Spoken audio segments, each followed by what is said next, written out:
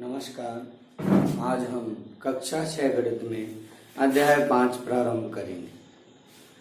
कक्षा 6 गणित अध्याय 5 का नाम है प्रारंभिक आकारों को समझना। रेखा गणित में इससे पूर्व हमने कुछ त्रिभुजों के विशेष रूप पढ़े हैं। रेखा के विषय में हमने सीखा है संख्याओं के साथ खेलना हमारा तीसरा चैप्टर था, और आधारभूत ज्यामितीय अवधारणाएं हमने अध्याय 4 में पढ़ी हैं। कक्षा 6 और इसका गणित अध्याय 5 हम प्रारंभ कर रहे हैं।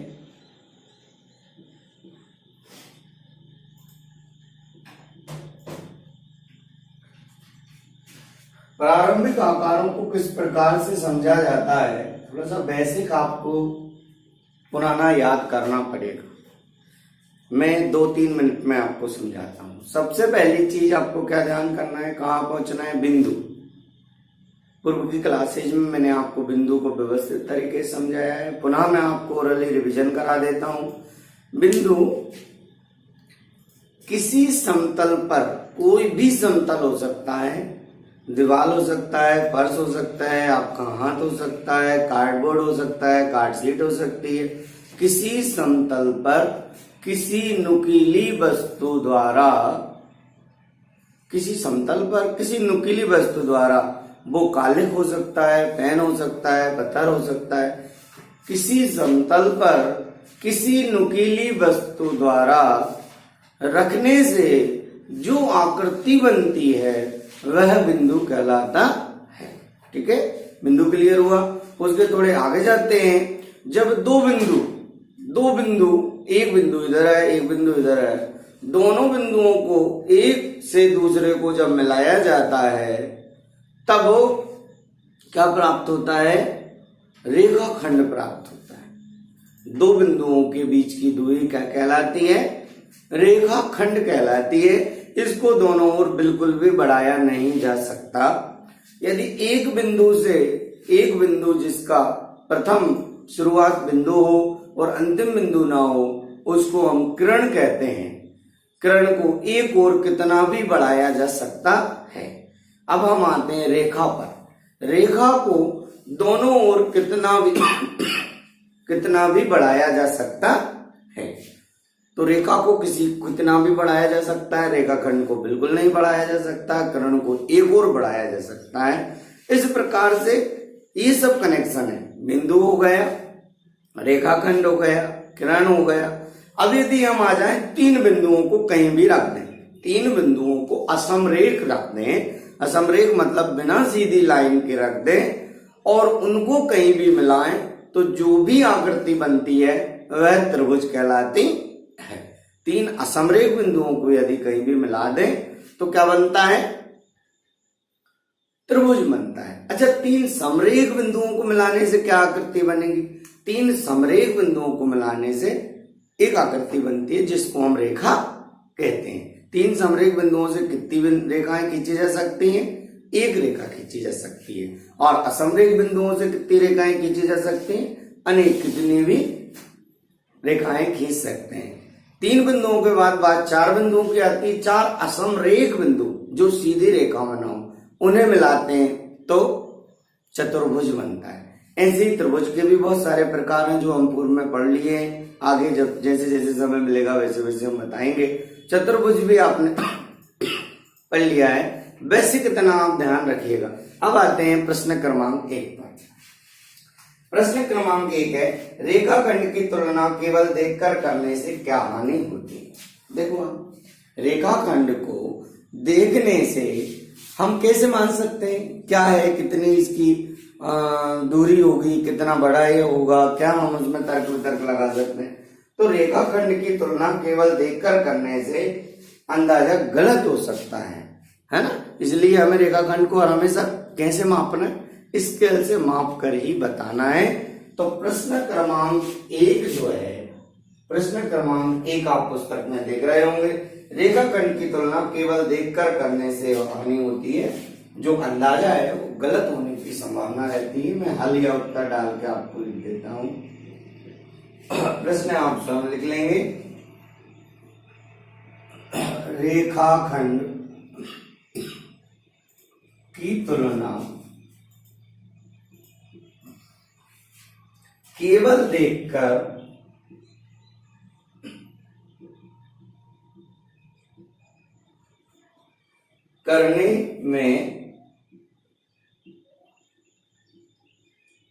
करने में अंदाजा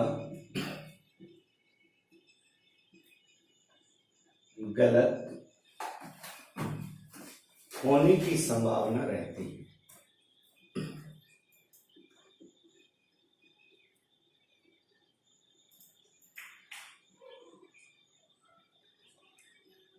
ये आप नोट करेंगे पहला। दूसरा प्रश्न देखते हैं हम। दूसरा प्रश्न है,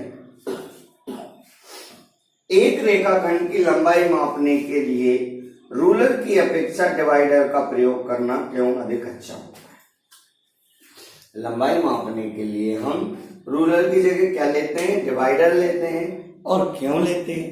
क्यों होता है ऐसा अच्छा? वही बात है, रूलर से हमारा सही जो मापांक है, मेजरमेंट है, वह सही नहीं आता, इसलिए हम उसकी जगह डिवाइडर का उपयोग करते हैं। ठीक है, रूलर की अपेक्षा डिवाइडर का प्रयोग करने से रेखाखंड की सटीक माप प्राप्त होती है। बात हमें देखकर नहीं करना है, पहले क्वेश्चन में हमने लिख दिया। दूसरा, हमें डिवाइडर का उपयोग करना है। इसका उत्तर लिखते आइएगा। रूलर की अपेक्षा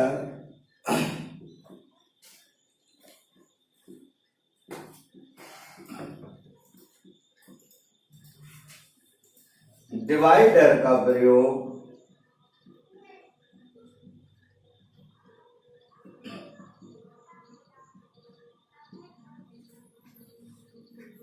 करने से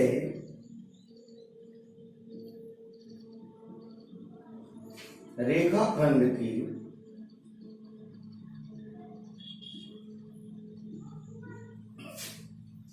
सटीक माप प्राप्त होती है।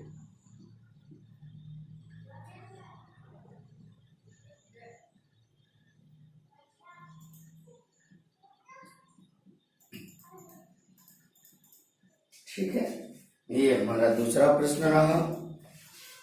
तीसरा प्रश्न कह रहा है, कोई रेखाखंड ए बी खींचना है। ए और बीच के स्थित कोई बिंदु सी लेना है।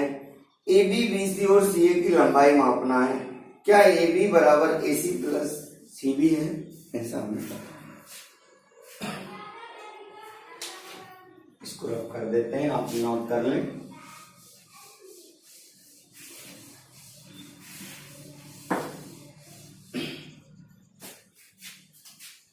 प्रश्न क्रमांक 3,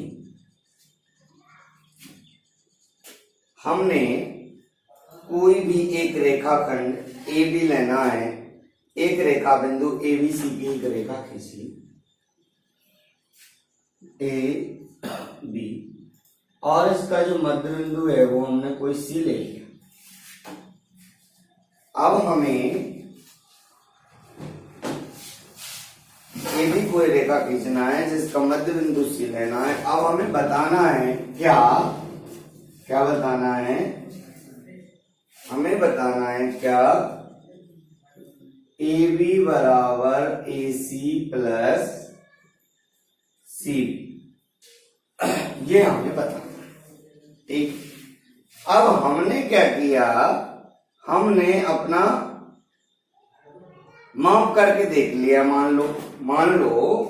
माना हम माप करके देखेंगे तो ए बी बराबर हमारा आ गया 6.5 सेंटीमीटर। ए बी माप के देखा हमने, 6.5 मान लो आ गया। ठीक है, बीसी हमने माप करके देखा, 4.2 सेंटीमीटर आ गया। ठीक है, और ए बी हमने माप करके देखा, ए बी 6.5, बीसी 4.2, और आगे जो आया वह क्या है? एसी। एसी कितना आया हमारा? 2.3 माप लिया था हमने एसी। ठीक, अब हमें क्या सिद्ध करना है, ये करना है, ये इसमें मान रख दो, ये समीकरण 1 लिख दो, यहाँ लिख दो समीकरण 1 में ए बी बी सी ए सी के मान रखने पर, दिखाई दे रहा है यहाँ पर, ये मैंने बॉक्स बनाया, आपको नीचे व्यवस्थित करके लिखना है, ऐसे डब्बा पर नहीं बनाना है, ठीक है ना। ए बी बी सी व ए सी के मान समीकरण सॉरी 1 में रखने पर, ए बी बी सी व ए सी के मान समीकरण 1 में रखने पर, एक हमारा है ए बी बराबर A C plus C B, A B का मान हमारा कितना है 6.5, ए सी का मान कितना है 2.3, सी बी या बी सी का मान कितना है 4.5। हम इन दोनों को जोड़ते हैं, जोड़ के देखा हमने 6.5 बराबर ये कितना आया 3 और 2 5.6, यानी दोनों बराबर आए, दोनों बराबर आए हम लिख देंगे, ठीक है ना। इस प्रकार से ये दोनों बराबर आ जाते हैं,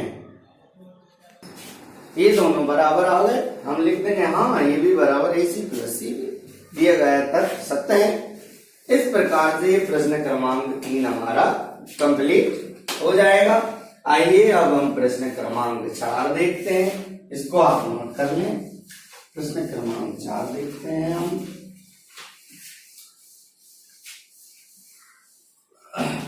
प्रश्न क्रमांक 4 है, प्रश्न क्रमांक 4, प्रश्न क्रमांक 4 में दिया है एक रेखा बिंदु ए बी सी इस प्रकार है, एक रेखा पर बिंदु ए बी सी इस प्रकार है, यहाँ हल करेंगे, लिखेंगे दिया है, क्या लिखेंगे, दिया है, क्या दिया है, A B plus B C बराबर 5 सेंटीमीटर प्लस 3 सेंटीमीटर बराबर 8 सेंटीमीटर, ठीक है, और बराबर 1, यानी इस प्रकार से ये दिया है। इसका मतलब हुआ कि ए बी बराबर कितना है 5 सेंटीमीटर है, बी सी बराबर कितना है 3 सेंटीमीटर है, और ए सी बराबर कितना है 8 सेंटीमीटर, ठीक है ना। अब हम आगे चलते हैं, देखते हैं। अब हमें ये बताना है कि इनमें कौन सा बिंदु अन्य दो बिंदुओं के बीच स्थित है, हमें ये बताना है कि इन दोनों में कौन सा बिंदु है ना। अब हम देखते हैं, सब हमने देखा, ये कुल मिला के जो मान दिए थे वो हमने देख लिए, ये हमने चेक कर लिया, ये बाद में चेक करना है ना। ये दिया है, हमने अपने मर्जी में क्या चेक किए, A B plus B C बराबर हमने देखा 5 प्लस 3 बराबर कितने हो गए 8 सेंटीमीटर, तो ए सी बराबर क्या हो गया A B plus B C, क्योंकि 8 बराबर 8, इतना सब समझ गए। तो हम लिखेंगे इसलिए ए बी सी समरेखी बिंदु हैं, क्या है, समरेखी बिंदु हैं, और बिंदु बी ए व सी के बीच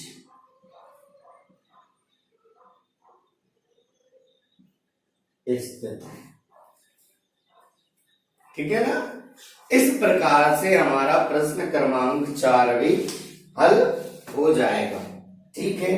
तो आप अब क्वेश्चन नंबर 5, क्वेश्चन नंबर 6 और क्वेश्चन नंबर 7 आप स्वयं हल कर सकते हैं। मैंने आपको 4 हल करा दिए, ठीक है ना। तो ये 4 के आधार पर ही क्वेश्चन नंबर 5, 6 और 7 आप स्वयं हल करेंगे। पुराना आप जरूर रिवीजन करते जाइएगा, ठीक है ना, जिससे कि आपको मेमोरी में बना रहे और आप भूले ना, ठीक है ना। आप स्वस्थ रहिएगा, मस्त रहिएगा। धन्यवाद।